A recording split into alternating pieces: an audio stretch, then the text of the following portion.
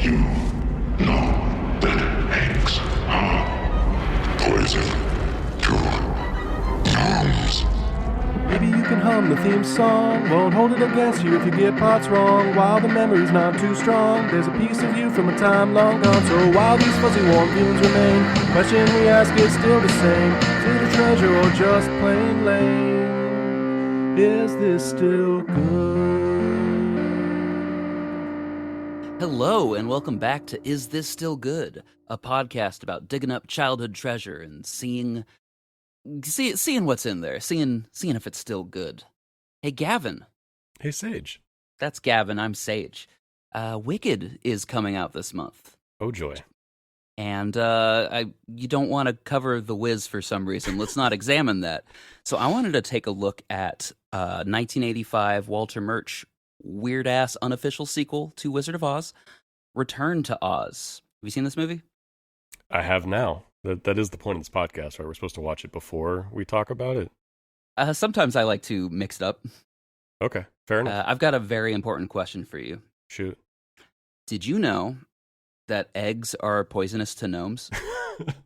I mean, everybody knows that. That's gnoming 101.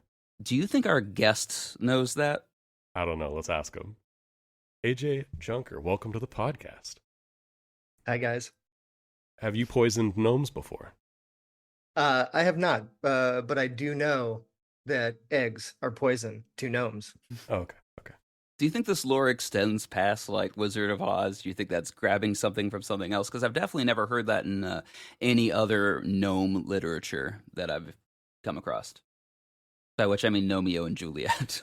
As someone who actually has probably read a fair amount more about gnomes than most people, no, this Explain. was the first. I grew up just with a Danish grandma who like passed on a bunch. Like we had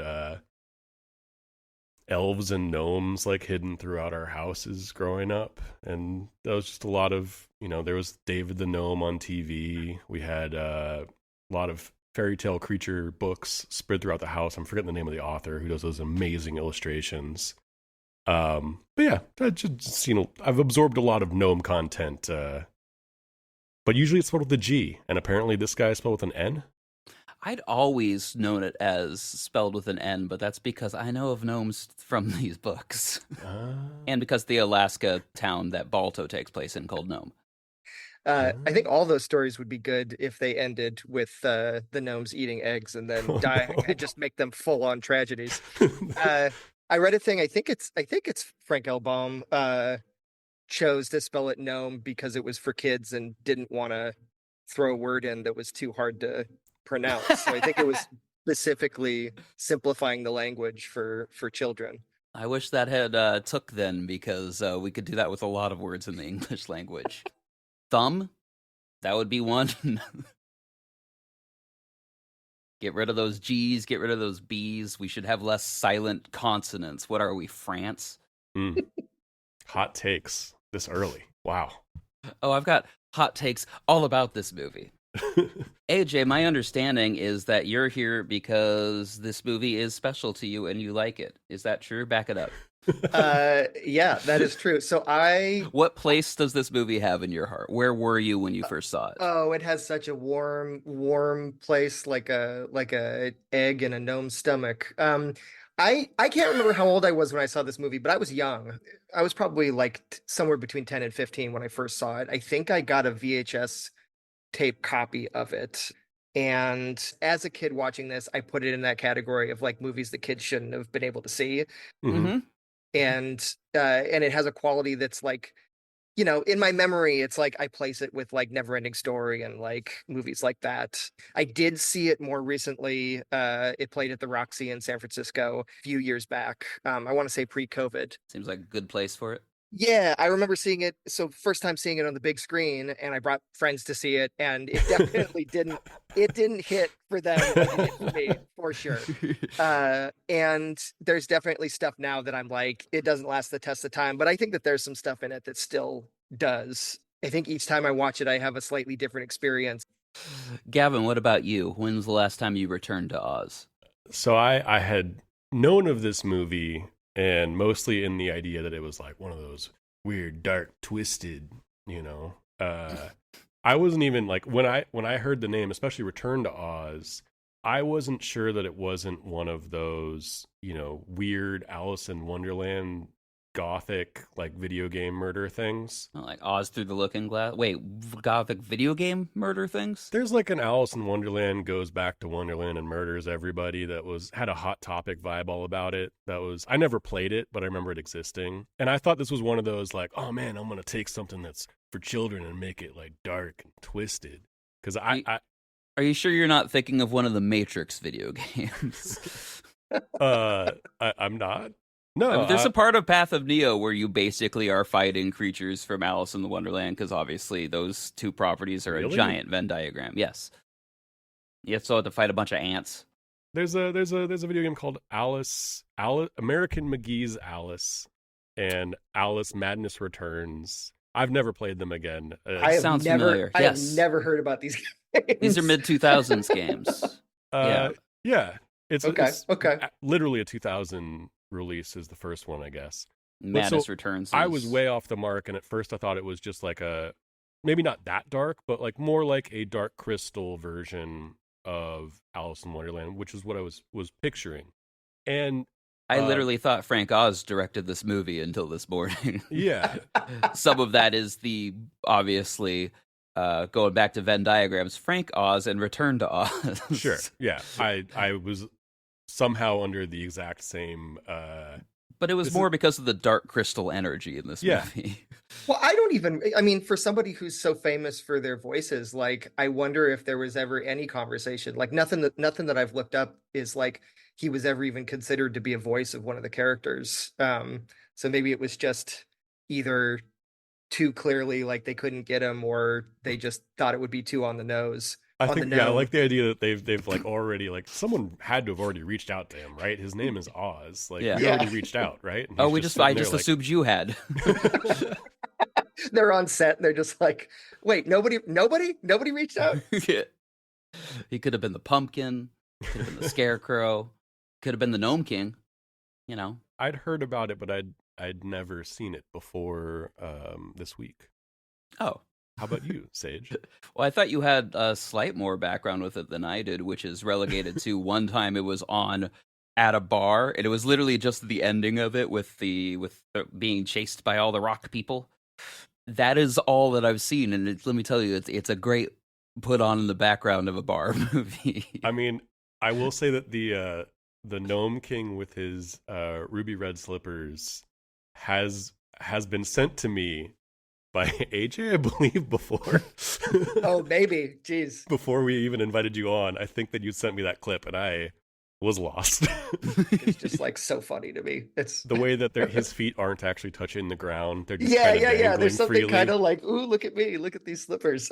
The jingle jangle of the sound design around them also does a lot of heavy lifting. Well, this was directed by a sound designer, so that makes sense. No, it's an editor. He is everything. Yeah, That's but the I mean, thing. He is one of the most important picture editors and sound editors. Yeah, which is what I know him as. I mean, my job is production sound mixer. Mm-hmm. But before I'd even read Blink of an Eye, he's the guy who mixed The Conversation and Godfather Part 2 and all these incredible, innovative movies. I'd put him even as more important than Ben Burt in terms of sound design. But that he's also off doing his clippy picture thing. So, absolutely. I mean, just to have writing books. Yeah, I mean, he's got a touch on so many directing iconic Return to films. Oz and nothing else. Yeah, right. Yeah. I mean, this is one of those things where it was just clearly it must have been a passion project. The fact that he never did anything else afterwards, it just felt like he probably only had one in him. And then when he also realized how hard of an experience it was, he was probably like, you know what, my job is better being in the dark room behind the scenes, chopping and doing sound on this stuff. I believe that directing a Hollywood movie is more work than editing it or sound editing it. I do not believe it is harder than doing both of those things at the same time. And a lot of these movies, he did both, which is insane, especially in analog days. You go through his IMDb, and some of those are going to be done on computers with scans, and he adapted and adjusted that way. But most of this was literally snipping through tape and back when the term re-recording mixer actually meant re-recording and playing dialogue and Foley on tapes at the same time to scan them onto new tapes, which is a thing that I'm so glad I've never had to do in my life. We've talked a lot on this podcast about how I wish I'd gotten to work with film more when I was in film school. No part of me has ever wanted to mess with Nagras or DAT, digital audio tape, or anything like that. Like, absolutely not. Get the fuck out of here.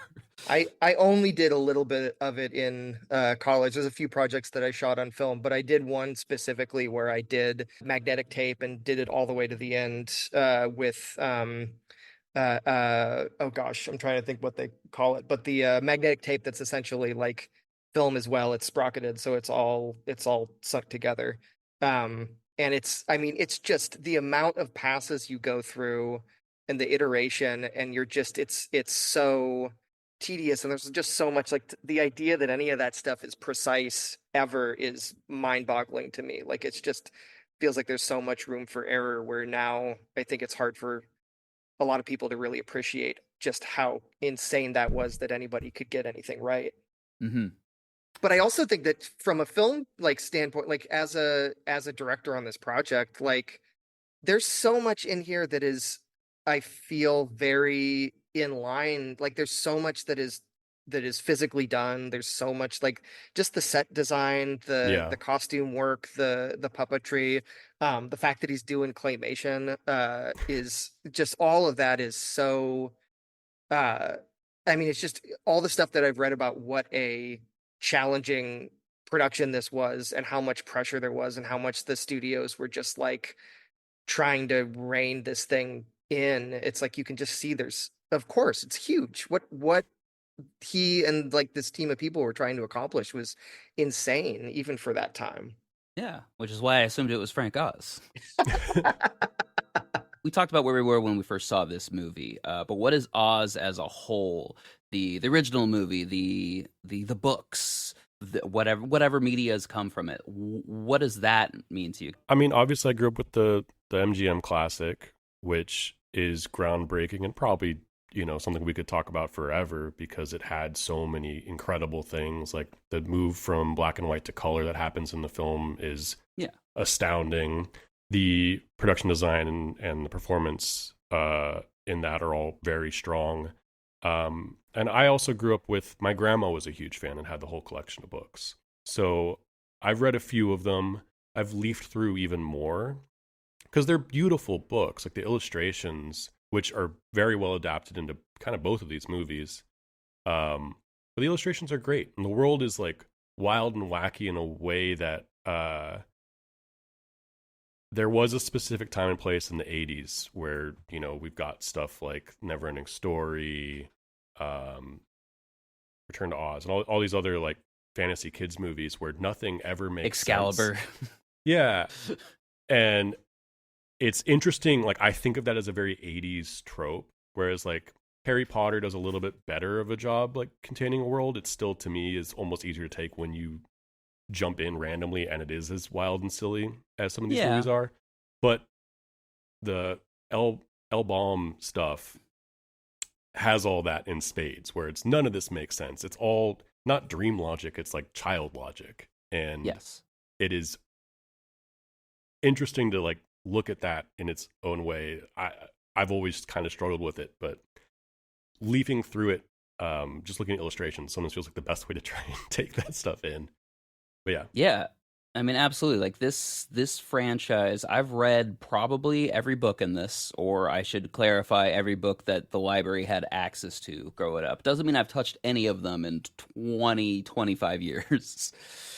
But this was my introduction to world building, like, as a whole, taking an idea, expanding on it. Because I read this so long before I read, any Dune, any Magic the Gathering books, obviously way before Game of Thrones or anything else. It was also the first thing that I saw that had like a map of a fictional world. And I've got, why am I looking around? It's not in this room. I've got a map of Westeros on my bedroom. I like looking at the fictional land that someone set up, which is a little more difficult in Oz, because Frank L. Baum got to write 14 books. I mean, he definitely wrote 12 of them. 2 of them came out after he died, so who knows? And then they continued to write a book every year, and there are a certain amount of them that are canon. Gavin, I'll give you $10 if without looking you can tell me how many official books there are. I mean, I know the answer. Oh, I did look it up. 40? Well, I'm going to cheat because I think there's less. I think that includes some of the ones that are like collections of short stories and stuff. My answer is going to be 34. Got it. Okay, cool. Fine. So you owe me $10 is, I believe, what just happened. You just wanted $10. That's what it really was. AJ, you also owe me $10. All right. But also, Frank L. Baum just didn't give a shit about continuity between books. It was all vibes, and you could attribute that to child logic, or you could make it a purposeful, like, no, we're kind of resetting each time. It does jump through a couple different time periods through those books. It does follow different people. Dorothy, I would argue, is not even the main character of this franchise. It's Ozma, who shows up briefly in this movie. But from the second book on, she's arguably like the lead of the franchise. And Dorothy she's not in all 34/40 books. Ozma pretty much is, from my memory. Dorothy becomes like an older character, and some books check in with her as a cameo. Some books don't have her at all because it's exploring that world, which is still more consistent than like the Narnia books. Did you read any of the Narnia books, Gavin?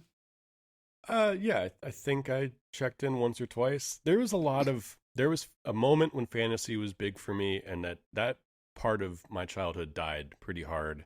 And it died in a lot of like half reading books. This explains your general like lack of joy. Redwall was the one that killed it for me, I think, specifically. I read the first book and loved it, and then I read the prequel, and I'm like, well, this is just the same book. This is the same book over again. I'm out, guys. Move me on to what's in theaters right now. Jason Bourne. All right, I'm gonna start reading spy novels. Yeah, they would never make multiple Jason Bourne movies that are the same movie. I'm sure if this movie did well, we would have gotten a whole Ozma cinematic universe. Oh, if undoubtedly. Only.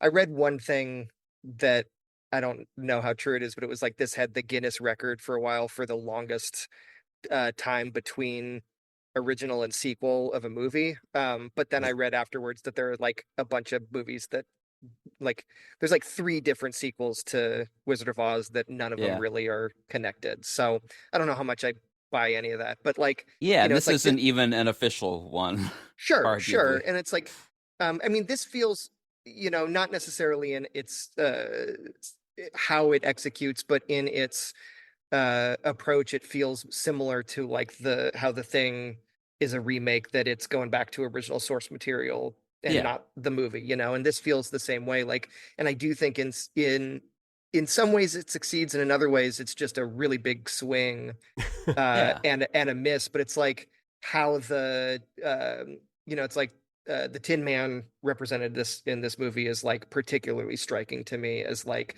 I think they got like the visual style of like really showing how the illustrations were designed. Like I feel like they landed some stuff, and then the Scarecrow doesn't land for me.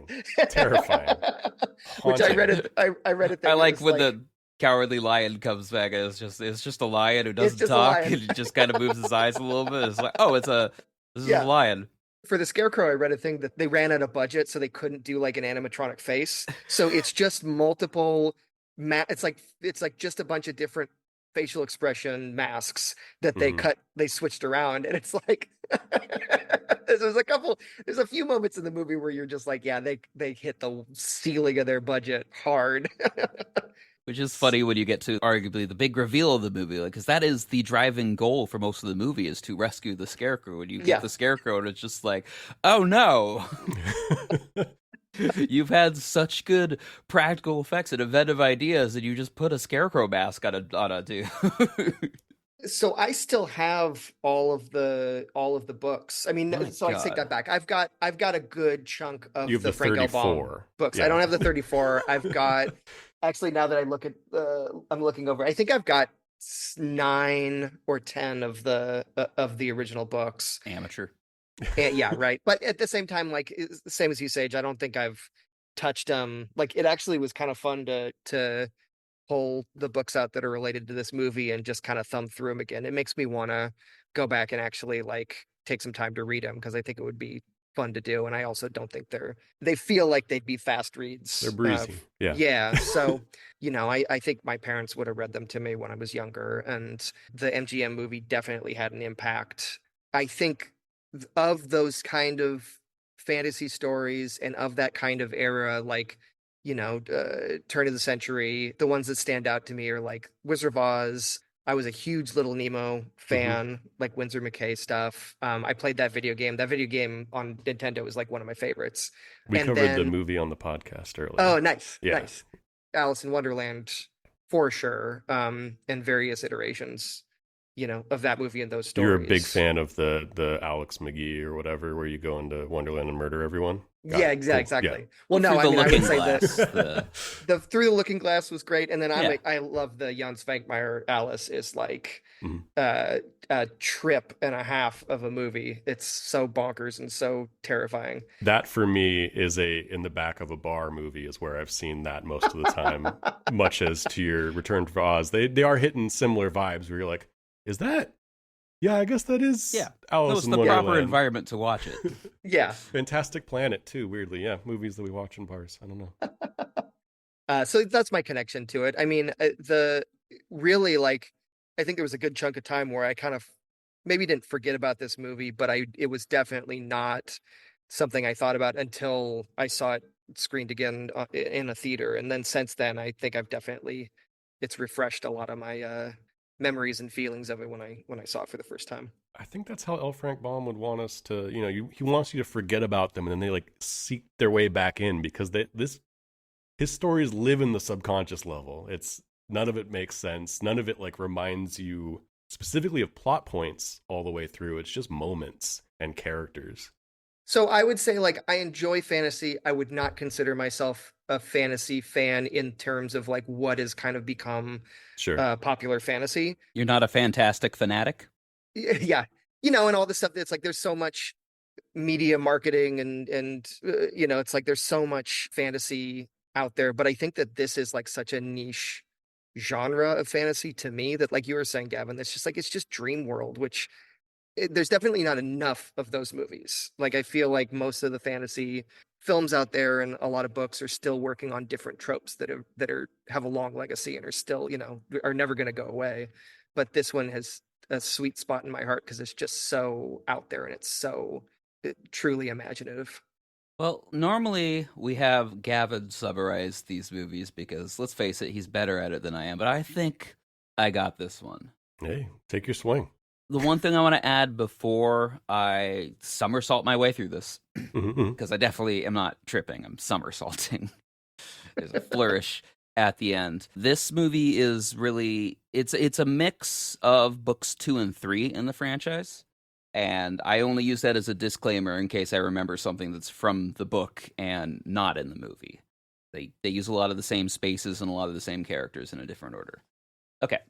So we start back in Kansas where Dorothy clearly has PTSD from the events of the first movie. I truly love that about this film. And she's being gaslit by her parents into pretending that Oz didn't happen, that she's a crazy, precocious child who just spent too much time in a tornado. I want to clarify, it's her aunt and uncle. Because it's Auntie M. Honestly, that's famous, and I should have remembered that. That's it is and it isn't. I'm only saying that to just like at the gate. We're gonna call bullshit on your somersault through the story. Well, It's really great that you could point that out for characters who disappear for 98% of the film, AJ. Fair. Continue. All right. So she brings it up one too many times, and they send her ass to a little asylum to be taken care of by Nurse Ratched. She makes a few friends, and she is about to be strapped down for electroconvulsive therapy when there's a power outage and a giant storm, and she escapes with a friend, and they both drown. The movie's over. All right, that's the shitty part of it. She actually gets transported. This whole time she's talking about Oz, a place that clearly doesn't exist, but she gets washed away into the ocean from Kansas, I guess. Yep. Mm-hmm. And in a Flash flood, yeah. In a flash flood on a door that becomes a chicken coop with a chicken, and they arrive in a desert, and the chicken can talk. The chicken's name is Galena, which is mispronounced Spanish for hen. Mm-hmm. The chicken basically just gives Mitch Hedberg one-liners the entire movie. Yes, that is the role of the chicken for most of this movie until it becomes the most important character. Yeah. The desert's dried up, but this is the desolate desert, the deadly desert. If you touch the desert, you turn into sand. So it's very important to Flora's lava your way over the rocks, which are for some reason not sand. Yeah, even though they're touching the sand. I mean, I guess rocks are congealed sand. I'll give it a pass. How much sand does it take to actually turn you into sand? Like that is Are you probably positing that there might be sand on those rocks that she is touching? Frankelbaum never answers this question. If she gets a little sand in her shoe, like at what point does that like take over and that's the end of the story? Well, it's a slow sort of sand cancer. Slow sanding that she succumbs to. She steps over these rocks, which are semi-sentient. We'll come back to that later. And she explains to the chicken that, like, it's not weird that you can talk because we're clearly in Oz. Look at this lunchbox tree. Look at this magical city of emeralds. Oh, no, it looks like shit. What's happened? Why is everyone stoned? Why is there 1980s New York graffiti in Emerald City saying, beware of the Wheelers? What are the Wheelers? A question that soon gets answered when these weird little clown freaks with little wheels from hands start rolling around, scaring Dorothy and Guyena. And they find safety in an area that also has literature's first automaton. If I'm actually... No, this is like the character of TikTok is one of. I'm not going to definitively say the first. No, let's do it. One of the first automatons in American literature. I would agree with that. I mean, I think that's a pretty wild introduction of a character, too. Yeah. They capture a Wheeler, and the Wheeler explains the plot that there is this Gnome King who I completely blew past. The rocks all report back to the Gnome King. First we find out about say, it, yeah. Dorothy is back. Well, no, we'd seen like a little scene that's all in cool rock claymation. Oh, we talk. don't know who it is. Okay, no. Well, I know who it is because I read the books. Okay. And Dorothy's here, and there's a chicken, and maybe that'll be important. Maybe it won't. Maybe the movie will say it now and then just ignore it for an hour and a half. Well, they definitely make a point. Everybody so far that looks like an antagonist is like very aware of the chicken. Like even when the Wheelers show up, they're like, "Give me the chicken! Give me the chicken!" That's true. All right. The Wheeler tells them they got to find Princess Moonby, and she goes into the palace to talk to who is the most clearly coded villain I've ever seen.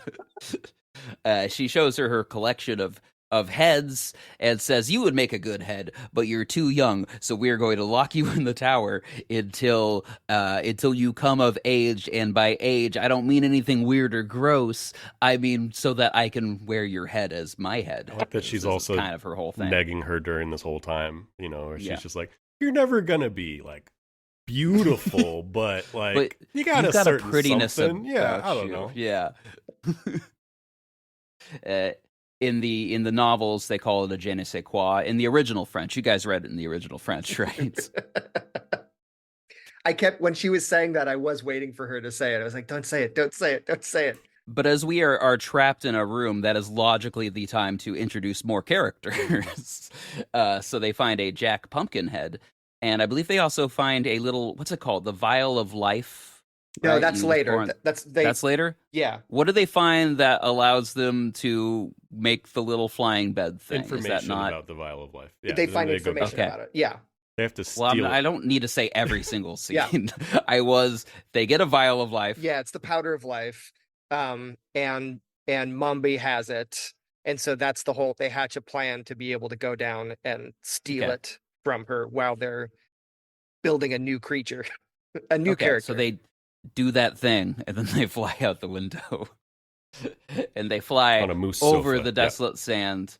They fly to the Gnome King because they have discovered that that is where the Scarecrow is. There might be more reasons. I don't know. No, that's it. Yeah. They're pursued by the Wheelers, who turn to sand when they touch the sand because they follow the rules. Everything crashes. They find the Gnome King. The princess pursues them, which leaves Emerald City undefended, which is going to be really convenient if anyone is able to just teleport their way back there with ruby slippers to the undefended palace where all of the characters are. I don't know. Anyone want to jump in? Other stuff happens. And that's when the Gnome King offers them their lives if they can go into a room and guess what he's turned the Scarecrow into. Really sphinxes it up. They go in one by one, and loud noises happen, and he becomes more and more human-looking. He gets these beautiful blue eyes. He shows off his ruby red slippers and flexes that she's now that her three friends have been turned into Ornaments. Yes. And so he's like, it's your last chance. You get 3 guesses. What did I turn the Scarecrow into? She goes in and starts guessing, trying to like sort of figure out the rules with TikTok, the automaton who spends his last wish in front of her and gets turned into an ornament. Moonbee shows up. She's like, yo, don't underestimate that girl. She's got a chicken. And he's like, it's fine. Like, she's going to turn into an ornament. And then she guesses right.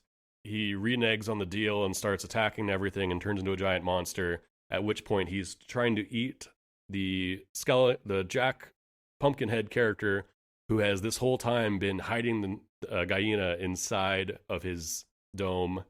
She lays an egg out through his eye hole into the gnome's mouth, and everyone starts screaming poison, and they get their slippers back and magic everything better. Yes, except she'll come back to Kansas where no one will once again believe her journey. Right. Oh, and her friend who seemingly drowned in the river turns out to be a Princess Ozma, who has been banished into the mirrors and is now freed, pulls her out through the mirror in another really creepy looking thing where you keep wondering if the veil between life and death in this movie is very confusing and slightly terrifying. But anyway, she decides she's going to rule. They keep asking Dorothy to be queen, and she's like, no, I got an aunt and uncle I got to go hang out with. Yeah, I got to go back to Kansas. Have you been? It's awesome. I don't understand why she's ever trying to get home when she's in a world that has lunchbox trees. My favorite part is that she's like, no, I have to go back. And then they go, okay, we'll send you back. And she's like, wait, no, it's too soon. Wait, I haven't said goodbye to everybody. Yeah. And it's like, so what do you want? And yeah, that's the movie, I think. Yeah. I mean, one thing I do like that the movies do that the books do not. In the books, Oz is definitively a real place. Very unclear where it is. Mm-hmm. It might be off the coast of Australia. Yeah. And I wish I'd gotten an actual... Because Australia, I don't know if you guys know this, but some people call Australia Oz. Oh. And I wonder how connected those actually are, because literally in the third book, she is headed to Australia on a boat with her grandpa, and it shipwrecks, and she washes up in the desert of Oz. Or she washes up in the Gnome King's domain, and almost none of that book actually takes place in Oz. But it kind of postulates that might be the area that Oz is in the South Pacific. If you're a South Pacificer, which is what they call the people who believe those theories, I personally think it has to be in the northern hemisphere, because sometimes they follow the North Star and the seasons match what's happening in Kansas at the same time. We all read all of the books in preparation for this, correct? This is too deep for me. I can't tell if I'm on a Flat Earth podcast or not anymore. Well, there's just no proof, you know? Well, concave is you get in the Kansas River, and then you just take it down to the ocean and wait a little bit, and it's right there. Yeah. I will say the Earth as it is in Frank Baum is in these books it's probably flat. Sure, probably. And that's where the chicken comes from. That's where, I mean, it doesn't matter what comes from what book, but it is why I'm all confused in my head. Most of it's sand that'll kill you. Yeah. But I did text Gavin when I realized, oh, this is based on Ozma of Oz, and then I deleted it because I wanted to save that as a reveal, and then he called me a coward for deleting it. Yeah. There's a couple of things, like one, just going back to the beginning of the story, like I really do love how dark it starts. That it's like Yeah. aunt and uncle can't stand that she like won't let go of this fantasy world, and then they just send her off to give her electroshock therapy. That is a great take. It's so great. It's so great. But then I also love that they really in the full picture of the thing is like when she's being asked by the doctor, like, just tell me about Oz, and she's like, it's just everything that she says is clearly just sounds insane. And so the doctor's just like, yeah, let's just get this electroshock therapy thing all ready to go. The guy got quotas. But he's like, where are the ruby slippers? And she says, I lost them on the way back to Kansas. They fell off my feet. And so the whole reveal at the very end is like the ruby slippers made it back to Oz. The Gnome King got them, and it's what gave him all of his like current power to be able to take over everything. So there's this like full circle thing where it's just like all her fault while she's been back home, because she couldn't hold on to these dang slippers. I mean, if you want to blame all of the complicated geopolitics involved on an 8-year-old girl, sure. It is frightening how destabilizing a presence she is in like the first movie and this movie. It's just like Just a real Greta Thunberg. Governments rise and fall at the feet of young Dorothy. Yeah. Dorothy Gale. So like the Wheelers don't. I mean, they're watching them now. They're so silly. Like I remember them being terrifying when I was. They are creepy though, and like creepy, but they're like creepy in a way that's just the more I look at them, their costumes are clearly like there's just weird 80s shit slapped on all over them. Like it's very theatrical. There's like elements about them. Performances are very theatrical too. Yeah, the idea of them I think is still terrifying, which is cool. But there's other sequences where like I do think the Deadly Desert, just the idea when you finally see one of them turn to sand is pretty scary. And then I still hold firm that the moment when Dorothy steals the powder of life and all of the heads in this cabinet like room wake up and start shouting at her, like that is legitimately still terrifying. Like that whole sequence is just fantastic. Her first being walked through there, where you kind of start to realize what's happening, where at first you're like, maybe she's just really into like living sculptures, and then it's like, no, she's kind of a living sculpture and she's clearly going to behead this little girl. And there's no question about it. You realize it around the same time the character does, that she is very much in stranger danger, because as much like fraught as the first movie was in terms of her having to run from monkeys and stuff, this movie from the jump feels much more dangerous. Everyone has already been turned to stone. Well, it takes place in 1980s New York. That too. Although I will say Emerald City has always been more Chicago coded, being an emblem of the white city presented at one of the World Expos in the late 1800s in Chicago. Go on. From the jump, it's just a much scarier movie, and I very much enjoy Princess Moonbee's fun. In terms of just that like threat of like stranger danger, all of a sudden I do not like that she is holding this little girl's hand and leading her through a castle filled with mirrors. Well, not looking at anyone. You can leave your friends. Yeah. No. Anytime someone just tells you to like, it's cool, just come with me, leave your friends behind. Yeah, your friends don't have to come with me. Like I'll say, like, I'll always be very forgiving of like children making stupid choices. But there are times in this movie where I was just like, come on, little girl. Well, and that's like pick up on this immediately. You've been here before. You know that this should not be a Princess of Oz. I actually do. Part of the reason I think I have a harder time with the fantasy series is I have a harder time being okay with kids' choices sometimes. Where I get really mad. Like the idea of Jack the Giant Killer, very frustrating. I remember like writing a class project on how much I hated Jack, where he like he sells his family's like livelihood for some beans. Then he grows a giant plant and decides to get into some B&E. And then he tricks a giant into murdering his own family and then laughs at him as he runs away on a string of hair. And this is the hero that we're supposed to root for. It's This is a real piece of just shit. a real piece of shit. Yeah. And, you know, A real Nicholas Holt type. similarly, like, Pan's Labyrinth is like a movie that everyone really loves, and there's a lot to love about it. But I get so angry at her in that feast room when she's just like told, hey, you know, don't eat anything and nothing bad will happen. She's like, but I'm kind of hungry. I think I'll eat something. And then her only They were in friend a gets civil murdered. war. You couldn't just not eat food when it was available. I just There's get a- really mad. She's so hungry all the time. Look, when you're a little Spanish girl in the Civil War, like you look for food, and then when you eat food, what do? You nap. Those are God damn it. that's what you do in Spain. I'm sorry you don't understand that, Velasquez. So I will, like, the very first moment she finds so there's like, at the beginning she's like, you know, really still holding on to the belief that Oz exists, while everybody else around her thinks she's crazy. And then a shooting star falls through the sky, and then the next morning she finds a key, and that's the one moment for me where it's like she cleans the key off, and then it clearly has an Oz logo Yeah. on it, like it is as obvious as you can get, and she has to like. There's a moment where I'm just like, she's like, oh.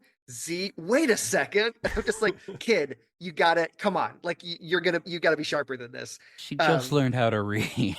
But I will say, like, I think the thing for me that really makes this movie work is actually Fairuza Balk as an actor. Like the way that she responds to this fantasy world from start to finish, I truly do buy that she is in this place. And there's something really incredible about that. Like, sure, she makes some, you know, childish choices, or she makes some, you know, it takes her longer to catch on as she probably should, but she's still like, at every moment something that's happening, I really do believe that she believes it. And I think that's pretty wild. Like, Yeah. it makes the whole thing still like gel for me, with all, you know, with any of the flaws that are in it. I think that whole thing is the thread that holds it together, is just her performance in it. Age-wise, too, with like, she is young and discovering, basically, it feels like the real world just as much as the pretend world.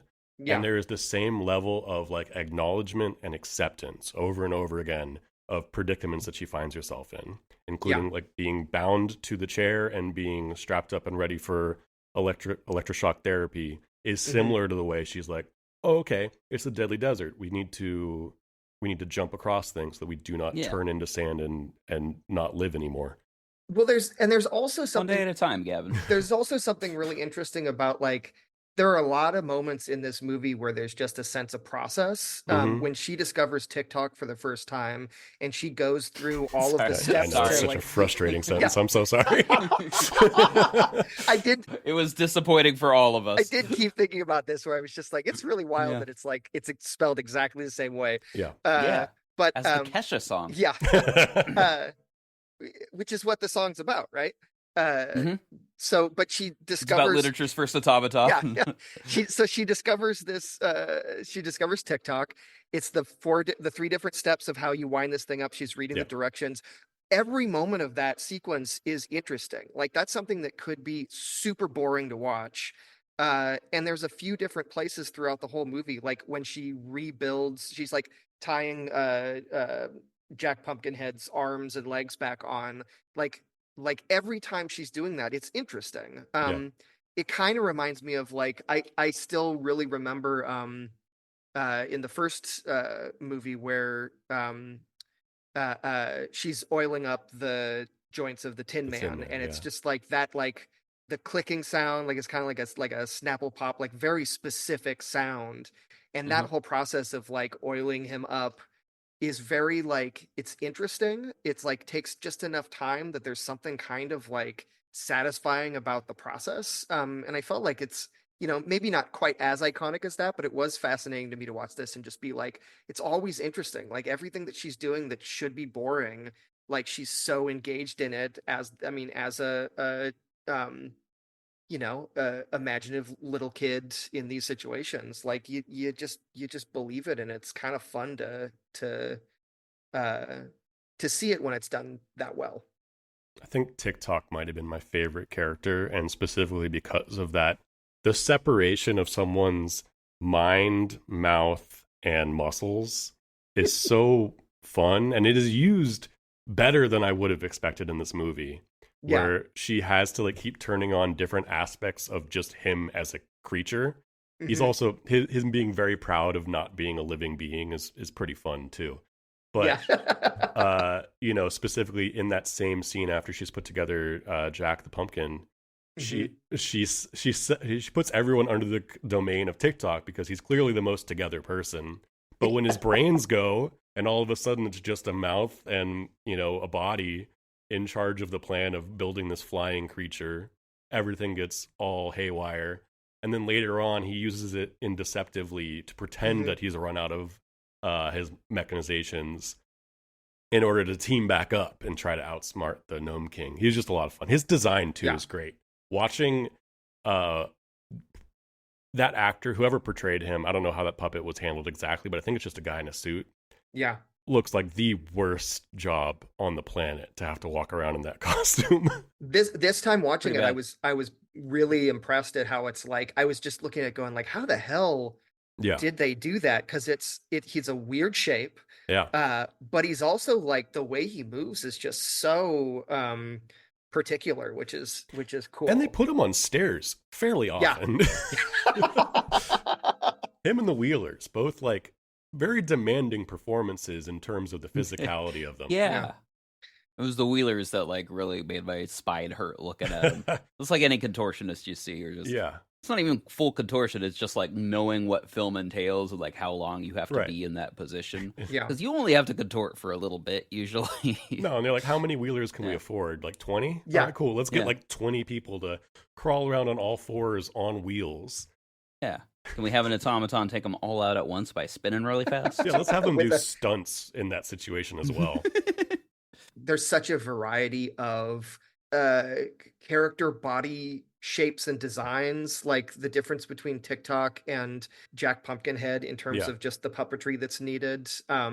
Also, I didn't realize until this watch that that's Jim Henson's son involved with it. So he does the Oh, voice okay. and he does part of the puppetry. So I don't know if he's physically in the suit or how he was doing that, but it's like to then get that connection and then also the Will Vinton connection. That's just it's such incredible claymation. Like Yeah. Will Vinton did the Adventures of Mark Twain, and That makes sense. just a very specific style of claymation. But like watching it in this, like there's certain sequences where it's so fascinating to watch how they were able to make those mechanics work. Like the way the Gnome King, like the early stages when he's still stone, it's so rad looking.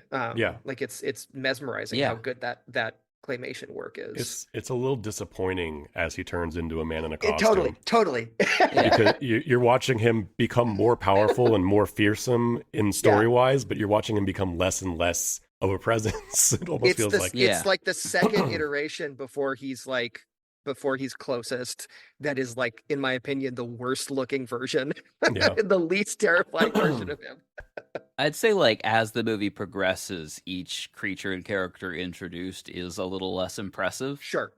Which these movies aren't shot chronologically, so it's not like that's literally them running out of money. hmm But you can almost feel it that way. Yeah, from the little bit that I did look up about, I wish I'd looked up more about this film's production, because I know like Walter Birch almost got like booted off, and I think he did get booted apparently off. apparently he was okay with it. Well, he got booted off early on, but then he's connected to so many filmmakers that they all petitioned to make sure Okay. that he stayed on. I mean, Give him that's his shot Coppola, back. that's George Lucas, Spielberg, like heavy hitters are coming in saying, no, you keep him Yeah, going. a lot of people owe a lot to Walter Murch. Yeah, there's something really cool about that, like the camaraderie, and it's like Yeah. like still at that time, like so many people had each other's back in that way. Not always, but in the instances you get to see it, it's pretty cool.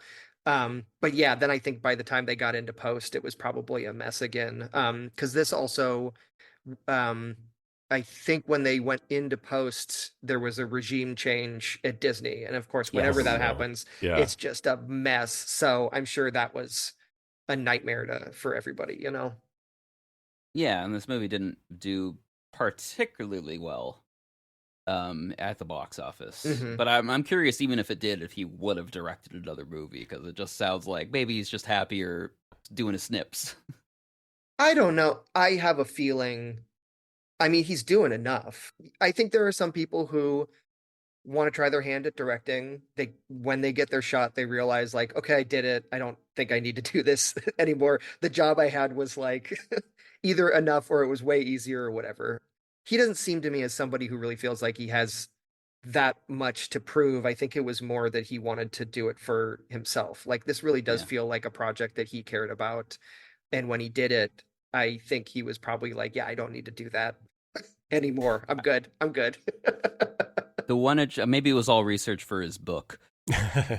One of the interesting things I did come across was like when he pitched this to whoever at Disney when they had this idea, he didn't know that Disney was about to lose the rights to Oz if they didn't make a movie in the next few years. So it is kind of one of those things as well. Yeah. It's wild to see like the behind the scenes of just like why different people are invested for different reasons and just what the inner workings of this stuff is. It's like you're not just making a movie. There's so much just like politics and whatever that you're trying to navigate through all of it. I wouldn't be surprised if it wasn't even just the reaction that the film got, but I think that he's worked on so many things that he's so proud of that if he didn't feel like this was a success to him, that can be really tough. And there's a lot of movies that I kind of look at by directors who didn't direct again that I really enjoy. Like we've covered a few. Scotland PA was and you mentioned The Monster Hunter are movies by directors who didn't direct again. And I think that part of it is the reaction to it. If it's lukewarm, it's almost even worse than if it's bad. And it's just, if you're used to being able to work on other things, that you can have a little bit almost more room to create something that you're proud of because you're making someone else's idea even better, rather than like coming in with an idea that you think is great and maybe not being able to find it, I could see being very difficult. And this is a movie that is full of ideas. And like you said, they have to be maxing out their budget. They were given $20 million to shoot it, and it went up to 28. So that's a lot Reasonable. that's a lot of turning no's into yeses, but that still is probably a lot of no's that he's getting. Well, I think all of that is also with budget cuts being happening throughout the way as well. So it's like even though they're overspending at a certain point, they're also cutting corners along that entire journey, which has got to be so like frustrating, you know? So yeah, it's hard to think of too many success stories where the budget gets slashed during or right before or anything else. Not a good sign. I feel like I only ever read that as like excuses for movies that are pretty good but like not great. Like, well, they thought they had $30 million more and planned accordingly, and they did not. Well, the thing I read about this that I thought that is fascinating to me is that whole ending sequence with Ozma, they had to reshoot in its entirety because they filmed Ozma with a gold dress, and then when they were editing it all together, they realized that it didn't make any sense for the story and it needed to be a different dress to play right. And so they reshot the whole sequence. Me saying that right now sounds... I wouldn't have noticed. Me saying that right now sounds fucking crazy. Like there's got to be more to it than just the dress. But are we talking about like the one sequence that had when 50 pulls, extras? when she pulls Ozma out of the mirror and everybody from Oz is there, including the only scene in this movie with more than 4 people. Yeah. So they reshot all of that. So that's gotta be, I mean, that's a huge chunk of their budget that they just it's like that it cost a lot the first time. It it might have cost slightly less the second time, but it probably cost about the same. Like, Why couldn't it have been gold? I don't even remember what color the dress is now. I think it was green. it's white and green. Yeah. Yeah, I mean, it must have been a terrible dress. Sure. Yeah, maybe the dress sucked. Maybe there's something I missed where that is like a plot point. I always think about my favorite example about this is in the third Daniel Craig Bond, whose name I'm Skyfall. Mhm. He had some gloves that he really liked, and they let him wear it for the action sequence. But there's like a plot point in the action sequence where someone else grabs his gun, but they don't have the right fingerprints. But how would he be using the gun if he has a glove? So there's like close-ups and everything. And of course, because this is a billion-dollar movie, 30 years later, they just CGI fake hands over the gloves. Well, this But is it's hard to also- even pre-CGI, which it's not pre-CGI, but there's almost nothing you could do in 1985. I mean, But I feel like you could change the color of a dress. well, it's interesting because like placing this movie, which is also, I mean, for as much as she's worked as an actor, she's been in tons of stuff. But Jean Marsh, who plays Mombi, the only real thing that I know her in other than this is Willow, and she did both those movies around the same time, and so it's just wild that it's like two iconic movies in my childhood. She's a main character in, but it's like Willow was like playing with more CG at the time, and they were famous for some innovations. I think that movie doesn't hold up as well, especially on a visual effects standpoint, than this movie does. But yeah, I mean, changing the color of a dress, that there would have been, I imagine there would have been no way to do that for this movie unless it was even more, like it probably would have cost as much to just reshoot the whole sequence. Like, back then for how much work it would have been. All right. I actually want to shout out the matte paintings in this too, because there's a lot of pretty beautiful matte paintings in this. Mhm. And early on is some of the times I'm not used to seeing a green screen halo around people. Sure. But sure. it starts to pop up a little bit when she first arrives in Oz. Yeah. That yeah. being said, like the desert looks great. The stuff when they're on, like, first get to the Gnome King's mountain castle thing Mhm. looks really cool. Yeah. And mostly looks great. There's, like I said, a little bit of some green fringe here and there, but 1985, pretty early. Looks good. The scene that I read it that it's a set that kind of blew my mind is the whole river sequence. Mm-hmm. So that's all on a sound stage, and apparently it was heated water. I'll bet that seemed dangerous as all get out, just It's to be with super like, dangerous. yeah, just two little kids in water that they, I don't know. Yeah. That was, I was legitimately worried for them. You were excited because you hate these little fantasy children. I don't hate the actors though. Gavin, if I can take you over to the corner for a second, I wanted to ask you, the cinematography corner. Okay, yeah. Any camera notes? Any camera work to speak of? You want to highlight? I mean, mostly this is another one where I think the cinematography is taking a backseat to the production design, and we have a lot of wide shots that's just showing what we can show. Because all that money's going into, I mean, again, TikTok looks incredible. Into the scarecrow. Yeah. And not so much the scarecrow. I mean, honestly, I do think I keep wanting to say Jack Skellington. Pumpkinton.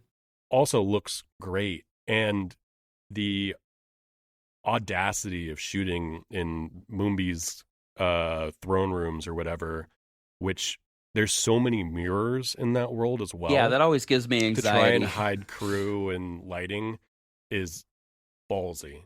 Yeah, I think it's predominantly a pretty good looking movie. Like you said, the Wheelers, you really see they're humans with weird masks on. And when they lift up the mask to show their human face underneath, I was pretty disappointed. Yeah, well, there's even like Because it's they've like- got like the makeup that's on them is The like first time was cool, like because it's not like a mask. He Yeah. was wearing it on the back of his head, and then he flipped his head up. Like I really liked that. But was there's just- like the yeah. close up of his eye through the keyhole where you could just clearly see the eyeliner. Like there were just some moments where the makeup, specifically on the Wheelers, was like it just didn't. Yeah. they could have done a little extra to make them creepier. It's not like a new wave dance troupe just strolled Yeah. in from. It's not that big of a deal. It's not like they had the wrong color dress on someone, okay? Flipping back through the illustrations in these books, I do really feel like they did a pretty phenomenal job of bringing this to life. Like I've got one of the Scarecrow, so the Land of Oz, or the Yeah. Marvelous Land of Oz, and it's like, And I mean, for better or worse, that looks like the Scarecrow. yeah, from no, the exactly, movie. for better or worse, but it was like the degree of faithfulness that you can really tell that they spent a lot of time really trying to, like, obviously taking some liberties where it made sense, but I feel like they did a lot of work to stay pretty faithful to kind of the original source The material. books. Yeah. I was reading a little bit about what the DNA this shared with the MGM movie, because part of it is like if you take them in the same universe, it looks like she's lost like 8 years. There is that. Yeah. Yeah, they could cast an actual child. Yeah, which is like, again, I think is one of the strengths of this movie, and weirdly also a strength of the other movie. I think Did that you hate fantasy children or do you love them? I'm so unclear. but this was a sequel to the book, and that's the way that they looked at it. And the only thing that I'm sure was probably forced on him was that the ruby slippers were ruby slippers rather than, I guess, silver slippers they are in Yeah. the book.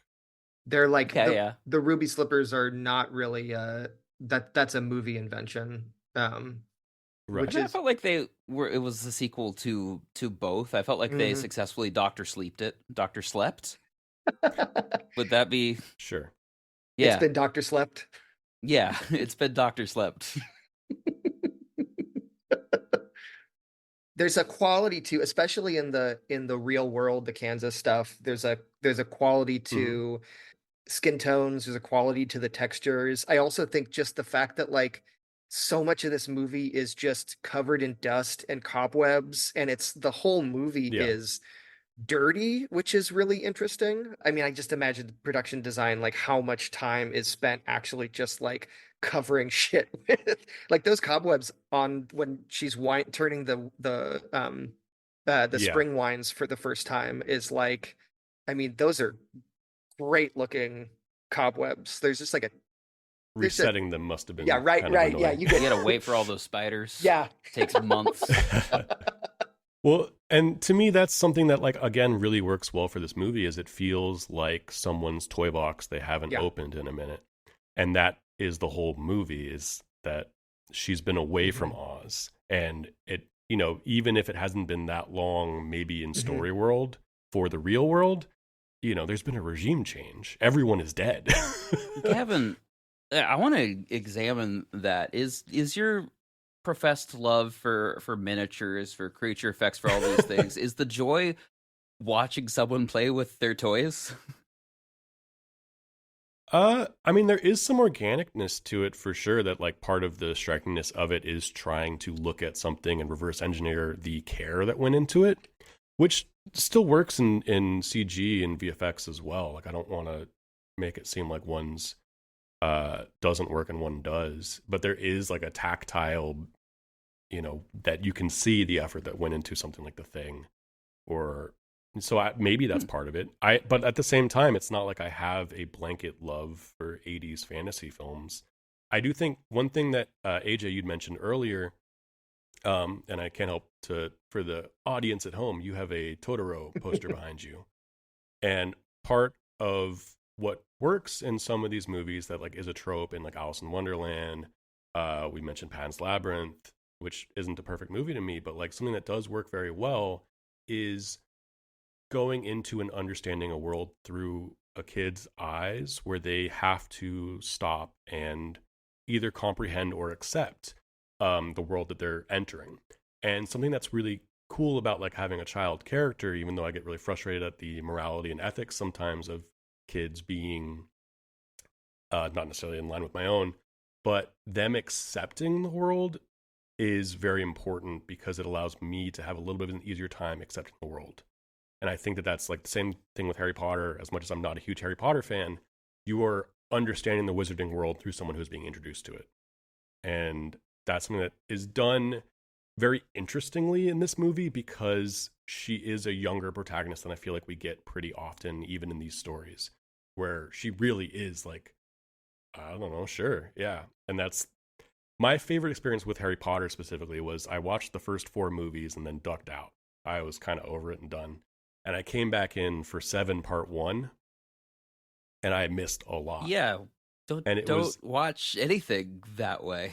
And it was the most fun I had in the Harry Potter movie because I didn't have any of the qualms of like logic. I wasn't allowed to because I wasn't there for it. So sure, of course not. Why wouldn't there be something called a Horcrux that we have to defeat? I don't know. I mean, that was new to that movie. Whatever. That example. And I would have been pissed off if I'd known that. And I still think it's a dumb idea, but like But you gotta believe in a soul first. Write stillgoodpod@gmail with your complaints. Don't send us don't pieces swap of my your IG. souls embedded into various items. There's a But, You'll you live know, forever. yeah.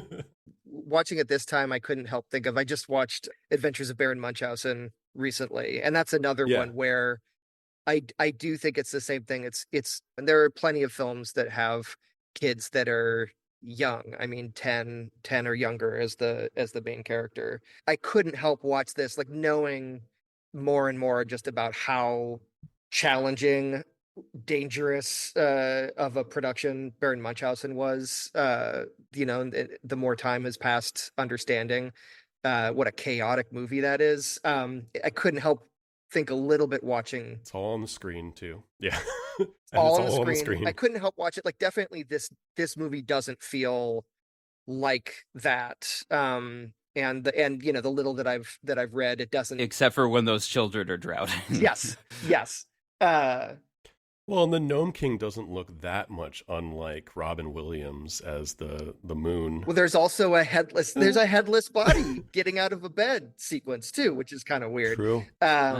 But so there's definitely some similarities. I mean, it's just interesting that was it was a thing, of that era, and definitely there's different waves of films that have come out and have, a kid as your main character takes you through this fantastic world. But I do feel like this one is almost a story that demands it the most because it's so imaginative and so just out there. Yeah. Like, this is the kind of world that a kid would be coming up with in their imagination, with these just wacky characters. All right, it sounds like we're moving into our judgments. AJ, do you know our 3-tier patented, coveted? You do? I do not. It's too coveted for me, I guess. Okay. Well, we've got is it still good? Is it better as a memory? Or do we send it up in the tower and make it wait for 5-10 years until its head is the right shape and is, it has a prettiness about it, but it's never going to be beautiful, but it's the head that we want and we have to wait for it. It's what we do on every podcast. It's those 3 things. So it's not still good. It is still good, and maybe put it back in the time machine box, right? Is that what you're saying? No, it's either still good, better as a memory, or we push it into the deadly desert and watch it crumble into fine grains. Let's do it a few more times just in case he doesn't get it. Is it still good? Yeah. Was it always a dream and it never really happened? Or do we shit an egg down its throat? Jesus. Controversial opinion. I think it's still good. This movie to me is I think I say that personally. I don't know how much I'm going to share it with too many friends outside of who I really think would appreciate it, but I would watch this thing again. I think I would still, each time I watch it, I would still enjoy the entire experience of it, and I do still think that there are moments that really hit well and retain that feeling that I had when I first saw it. Not a perfect movie, but I for me, it's still good. I don't understand why you have so many disclaimers there. I think this movie's still good. I don't really have any notes for this movie. I guess don't run out of money. That's the only thing I would have liked to have seen in this movie is like properly use your budget and don't have that scarecrow. I'd also say like don't show this movie to children. It's scary. Sure. It's fucked up, and you got to go through some trauma in your life to really like identify with Dorothy's PTSD.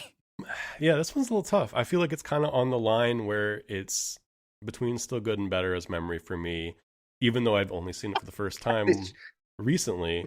Again, it's not But relevant. part of it Those are is the the movie- tiers. Yeah. I don't care if you've seen it. It's not relevant. Every fucking time with this guy. The movie itself, like it doesn't, even when I'm watching it, it feels like a distant memory because like it is so and I would spread this around to like Neverending Story hits a similar place for me where it's just like, what are we doing? And it's not in a bad way, but what are we doing? And so like I'm gonna give it a still good, which again, like I think is it's a hard one for me to recommend other than the fact that like it's wild. It's like you're gonna have to turn on your dream logic, which is something that I know I have trouble doing sometimes. But if only for the claymation stuff, like it's worth seeing. And then on top of that, you have some real craziness with Mombi, and just there's enough wild stuff going on that it's absolutely like worth it and stands up on its own 4 spinny wheels. But it's a strange one. I don't know. Yeah, it's still good, but like what a weird timeline we live in that has movies like this that even if it wasn't a huge financial success, this is part of a movement that was the 80s. And what a strange artifact. It was the 80s. To quote our unofficial catchphrase of this podcast. So good. I wish they had made like 5 of these. And to that note, I have really great news because Still Good Plus, our fledgling streaming service, has secured the rights to Frank L. Baum's corpse and all of his work. So the first thing we're going to do is we're gonna burn all those books so that the remaining copies are worth a lot more and it's a lot easier to manage. It's the only way to be sure. Yeah, we're going to psycho it because when we make our Oz, we want it to be like official, and we've got no real restrictions. And I'm really curious. Because I've invested a lot of money into this and don't have any ideas. We're reviving a canceled undercover police program from the 80s. Oh, it's not a remake, it's a reboot. You see, the guys in charge of this stuff lack creativity. What the fuck is a reboot? So all they do now is recycle shit from the past. We're working on less of a shriekwell and more of a screamake. Expect us all not to notice. I like it. Another! What is an Oz story that you want to tell? Yeah. Yeah, I know we really braced you for this, AJ. Did you not so tell welcome AJ that we did this section? I will say this, of all the Oz related movies that have been made, I do think that this one holds up better than the Sam Raimi one.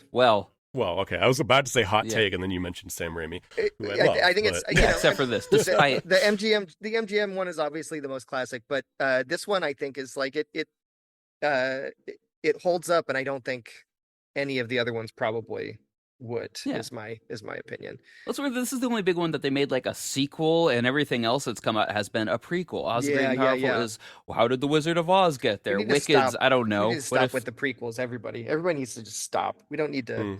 Patton Oswalt already did a great bit on it, and then people kept making prequels. Yeah, I guess the other big one is The Wiz, which I haven't seen, but is just a musical version of The Wizard of Oz, right? Yeah, I confess a colorblind version. Yeah, I confess that I haven't seen it. I'm due to see that one because I do think I would enjoy it. I'd be curious what I think of it now, especially after the just. I wonder if that one's lasted the test of time as well as... I also haven't seen it. I've kind of always assumed it was more of a stage play translation, and those make me nervous sometimes. That's the the reason I haven't been too hyped on checking it out, despite it having some crazy casting and talent behind the music. But you also don't hear those songs out in the world, so I don't know how good they are either. There's so many stories, there's so many books. I'm kind of blown away that I guess it's just got to be such a feat to do the production design justice. I mean, but not even like animated films. Like I just feel like it's kind of wild to me that nobody is really trying to, if anything, turn it into a cinematic universe franchise. Like it feels like it's just fraught for that. I'm shocked that this didn't get like swept in the last 10 years of like, no, this is primed for, I guess the last big attempt of it didn't do well. Yeah, sure. I'm going to assume Oz the Great and Powerful didn't make a lot of money. Otherwise, we would have gotten multiple of them regardless. I mean, that probably was. Yeah, Disney doesn't care if it's good. They care if it's profitable. Yeah, exactly. I mean, that's the unfortunate side, that each attempt, good or bad, they haven't been successful from a budgetary standpoint. So that's, there it is. So you're just voting for not a prequel. Not a prequel. All right, cool. I think that there's like a third entry in this. Let's ignore a lot of the other stuff that exists. I think the only way you can do it is to still direct attention to the original 1939. But I do think like any other thing you can do, this can still be canon even if it's not mentioned as much. But here's what I'm thinking. So you know how like Terminator 2 starts with Sarah Connor just in like a mental institution because she's been saying all this crazy robot shit for years? Which is kind of how this movie opens. This is kind of the Return to Oz thing. Yep. I just want to like go deeper into that. I want like it back as an adult where it's like, no, twice. I'm just like, no, there was a tornado and you got scared and passed out. It's like, no, you were in a flood and you drowned for a little bit and like you're clearly crazy.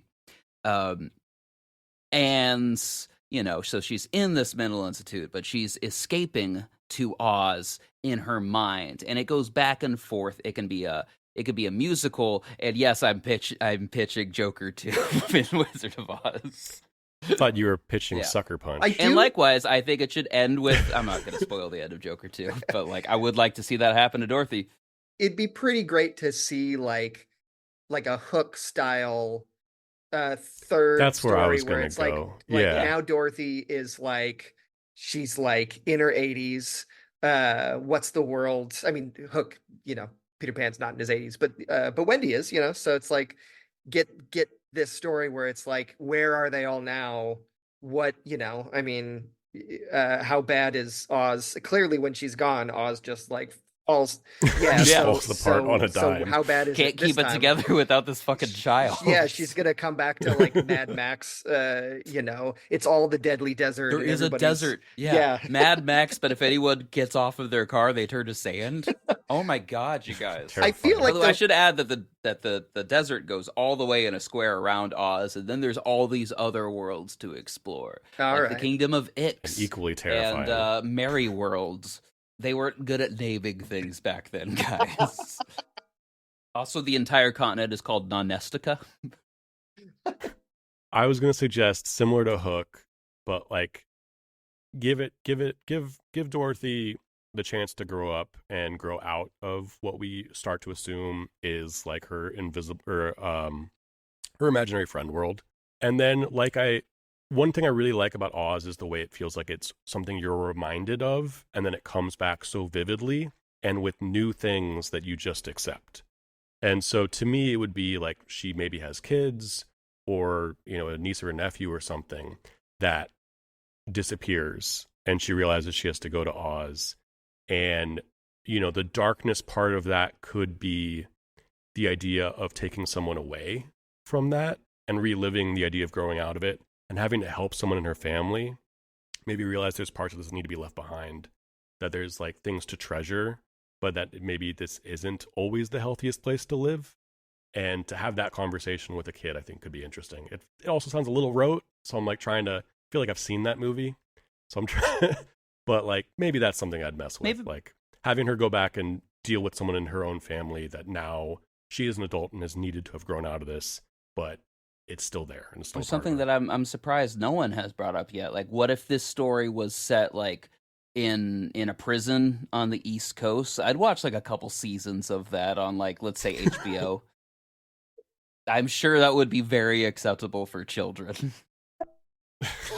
There's the live action Super Mario Brothers version of it where like it's just we've just gone full You get Bob full Hoskins. like Yeah. into it's like Oz 2049, just go deep into the future, and it's Cyberpunk all yeah, Oz. Cyberpunk Oz. Yeah. The wheel So is it seems to be moving on an accelerated timeline. I think if Dorothy waits 30 years before going back, it's been like 500 years in Oz.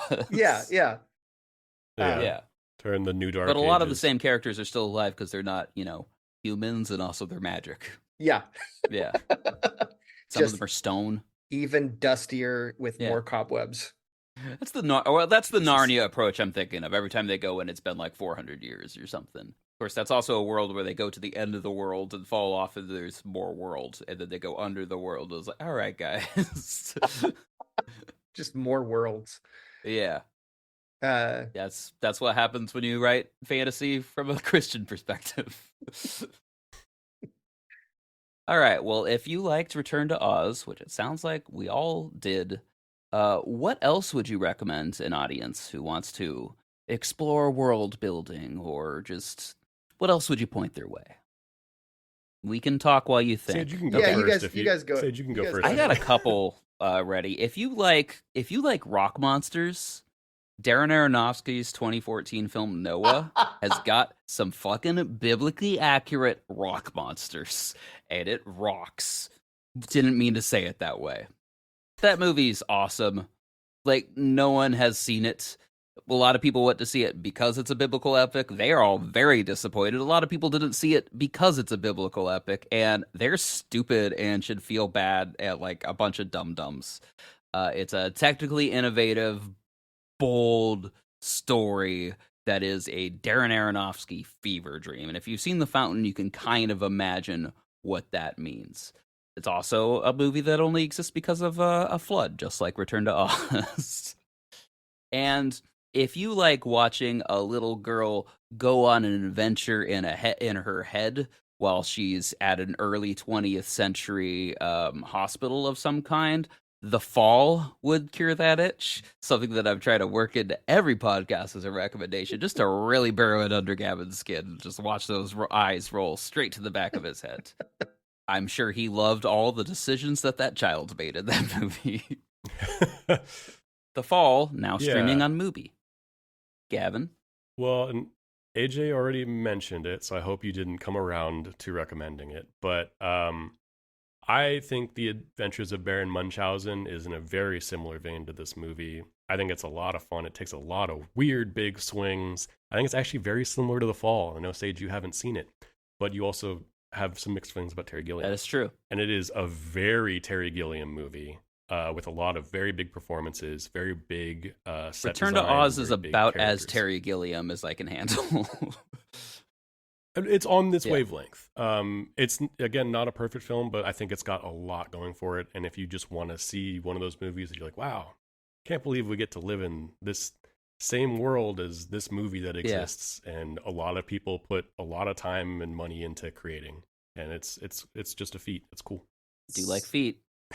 So I was reminded of this movie earlier today when I was just doing a little bit of just looking up stuff on Return to Oz, and it made me think about the other so not fantasy but sci-fi. There were 3 movies that for me growing up felt like kind of a thematic trilogy. So they always fit together in my mind, and they are The Explorers, Flight of the Navigator, and Daryl. Mm-hmm.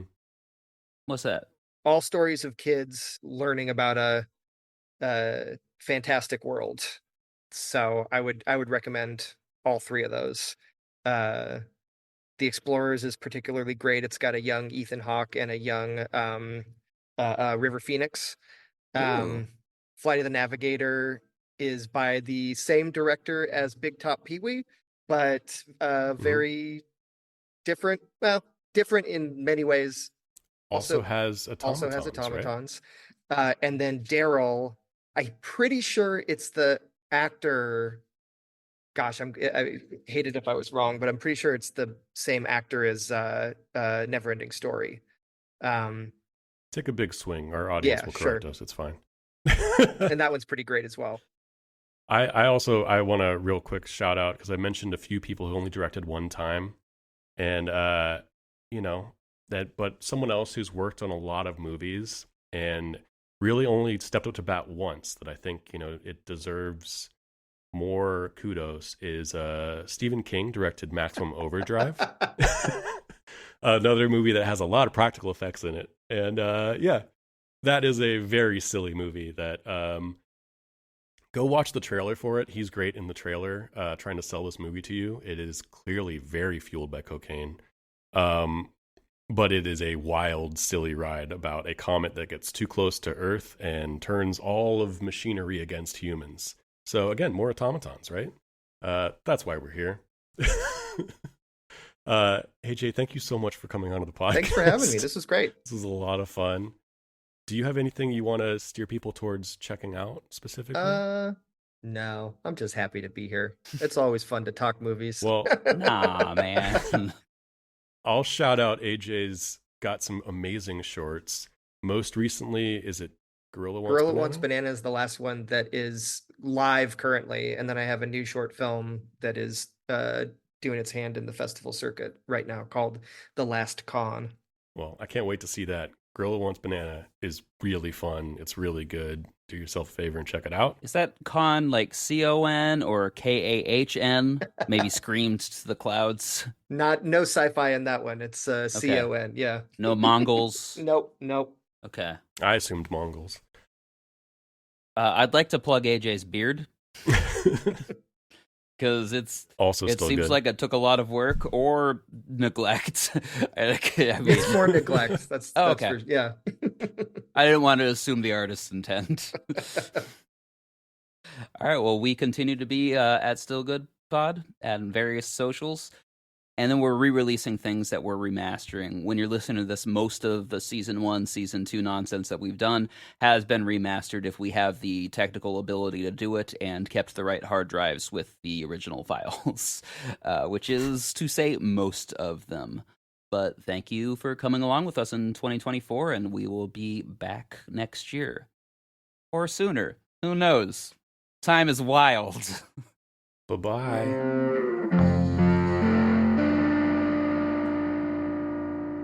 Poison indeed.